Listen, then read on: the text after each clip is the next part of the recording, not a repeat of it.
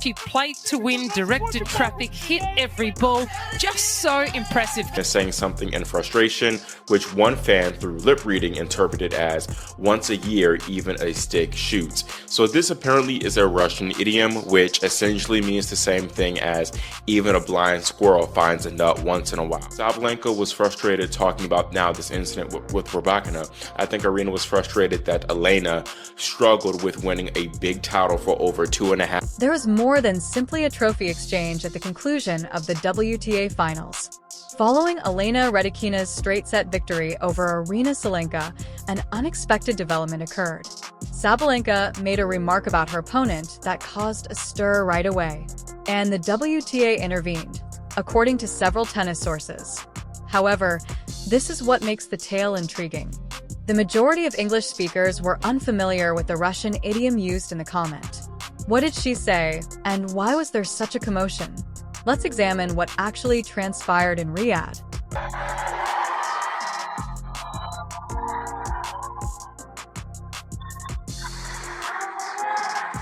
Yeah, I guess I'm getting old. I'm getting really sensitive. Rybakina's performance during the contest was a statement. She took control right away, winning in straight sets and clearly shaking Sabalenka.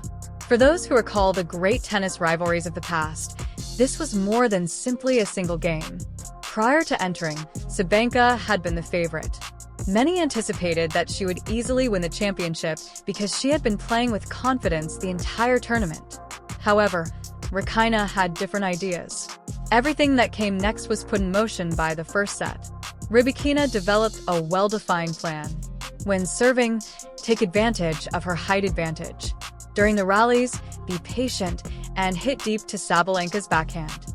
It was a great success. Sabalenka made an early effort to gain control before making her large ground strokes.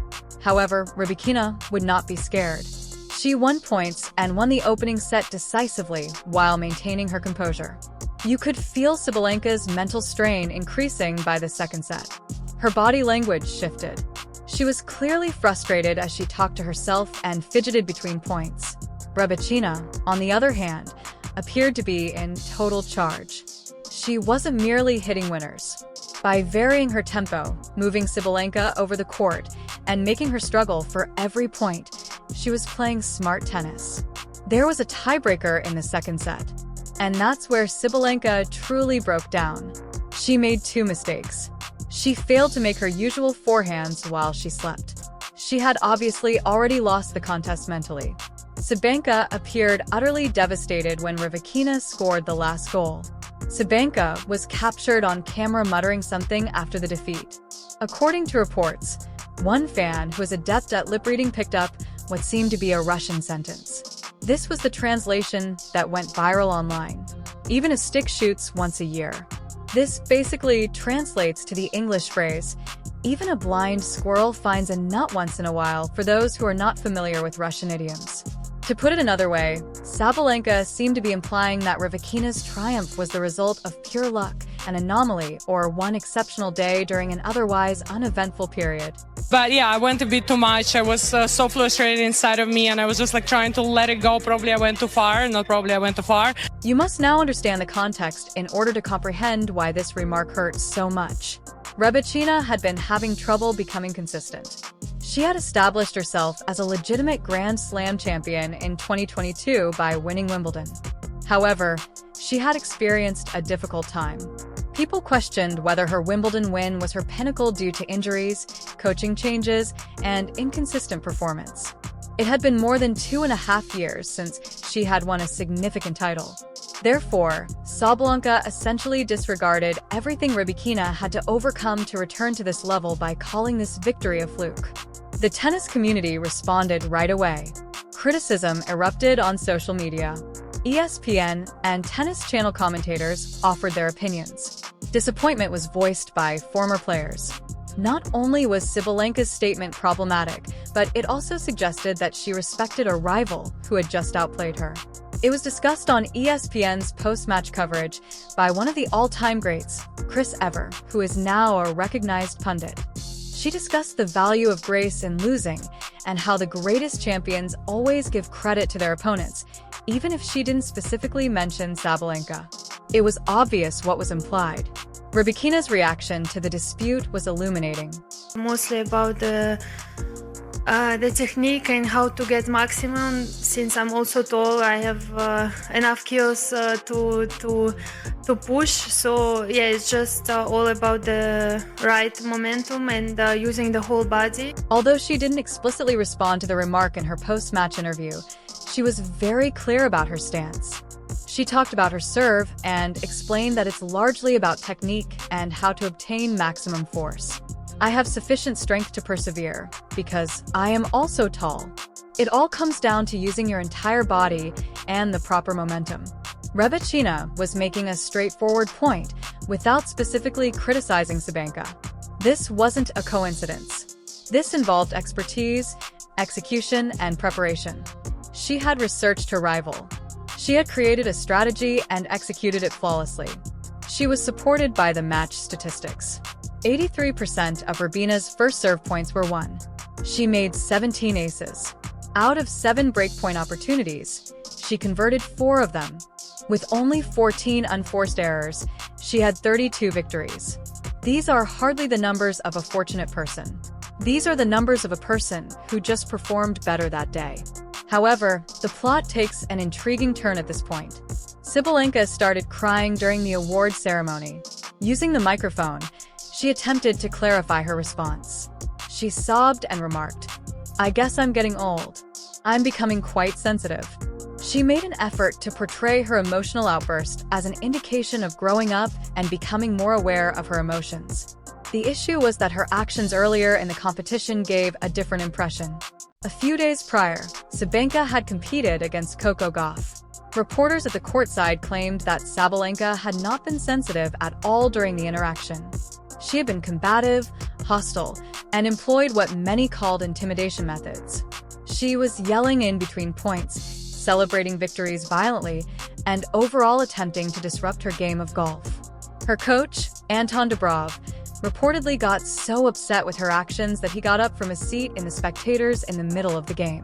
And then honestly, I think it was the right move from him to probably just let me be on my own. And I don't want to say the way I wanted to say, but he really upset me, and I was really stressed and angry on him, and that really helped me to pull out such things. She had received the top spot in the world rankings. By most accounts, her season had been outstanding, but that didn't matter against Aryna. In the end, Rybakina's superior tennis performance is what matters. It has been fascinating to observe the fallout from this tragedy. Some of the tour's players have defended Sabalenka, claiming that we've all said things we regret and that emotions run high during intense competition. In an interview, Angeber, who is regarded as one of the most amiable players on tour, said that we had to show Sabalenka some mercy and recognize that defeat is painful, particularly in a major final. Others have shown less empathy, emphasizing the importance of professionalism and the fact that making allowances for inappropriate behavior sets a bad precedent for younger players rising through the ranks. Tracy Austin, a former player who is now a broadcaster, pointed out that displaying emotion is not the same as disrespecting your opponent. You don't have to minimize someone else's victory in order to be furious about losing. This triumph meant more to Rybakina than merely a title. She hadn't won a significant tournament in over 2.5 years. Her ability to compete at the top level had been questioned. Some pundits had written Serena off, claiming that her Wimbledon victory was an anomaly and that she couldn't maintain that caliber of play after catching lightning in a bottle that summer. These questions were clearly answered by this victory. It demonstrated that Rybakina should be included in discussions about the world's top players. It demonstrated her genuine talent and her ability to defeat anyone on tour when she is in good health and self-assurance. Additionally, the way she responded to the controversy afterwards shone a maturity that many think would help her in such situations in the future. The future of Sabalenka is called into question by this occurrence. There is no denying her brilliance. In women's tennis, she boasts one of the biggest serves. She can overpower opponents with her ground strokes. However, she won't be able to go as far if she can't learn to control her emotions and exhibit grace in loss. As you advance, the mental aspect of tennis becomes increasingly crucial. Everyone has talent at the highest level. Mental toughness and emotional maturity are frequently what set champions apart from near champions. What do you think about this issue, then? Do you believe that Sabalenka's remarks warranted the WTA's investigation? Or was it an exaggerated response to something spoken in the heat of the moment? And when comparing Rybakina's calm reaction to Sabalenka's dramatic outburst, which strategy do you believe benefits players more in the long run? I've been watching tennis for decades, so I'm interested to see how you would compare this type of debate to past tennis eras. Do we simply recall it that way, or were players more courteous back then? Please share your ideas in the comments section below. Additionally, if you liked this analysis of the actual events at the WTA Finals, please click the subscribe button to ensure that you don't miss our upcoming video. We'll be reporting on all the big tennis news as they happen, including the forthcoming Australian Open and the potential outcomes of these two players' next court match. I appreciate you watching, and I'll see you in the upcoming. While the game was still in progress, he left. That is not a common occurrence in professional tennis. Through good times and bad, coaches remain loyal to their players. Drov's exit in such manner implied that he was truly displeased with Sabalenka's behavior on the court. In an interview following that game versus Goff, Sabalenka admitted her actions. She acknowledged that I went a little too far. I was trying to let go of my own frustration. I most likely went too far. I probably went too far. She went on to say that she was inspired when Drov left. He really irritated me, and I was quite tense and furious with him, which really helped me play such good tennis. Tennis fans were therefore wondering which Sabalenka is the real one, the sensitive player who sobs at the podium or the ferocious competitor who acknowledges using confrontation and rage as motivation. Given that you were so combative a few days prior that your own coach quit on you, can you honestly say that you are growing more sensitive? Let's talk about that fine. The WTA examined the video and Sabalenka's remarks, according to reports from tennis journalists monitoring the event. Although the WTA hasn't formally acknowledged the precise sum, those with knowledge of the matter believe the sanction was around $25,000. Making derogatory comments about a fellow player and acting in an unsportsmanlike manner are the charges. In the past, the WTA has taken a firm stand on player behavior. Fines have been imposed for remarks that compromise the integrity of the sport, verbal outbursts directed at authorities, and racket abuse. Do you recall Serena Williams' 2018 US Open tantrum and subsequent fine? Or when Nick Kyrgios was fined several times for his actions on the court? This is a good fit for that motif. The WTA's message appeared to be very obvious. You can be upset over a defeat, but you shouldn't openly minimize your opponent's accomplishment. For background, Sabalenka has previously encountered controversy. Throughout the tour, she has been recognized as an expressive performer who displays her heart. She has benefited from that energy in numerous games. She has won 2 Australian Open championships thanks to it. Her rise to the top of the world rankings has been aided by it, but it has also resulted in instances like this one where her feelings have spilled over and negatively impacted her personality. This has a history that is worth looking into. Throughout her career, Sabalenka's emotional instability has been a plot point. She had trouble serving yips in the beginning and would frequently double falter due to her inability to control her anxiety.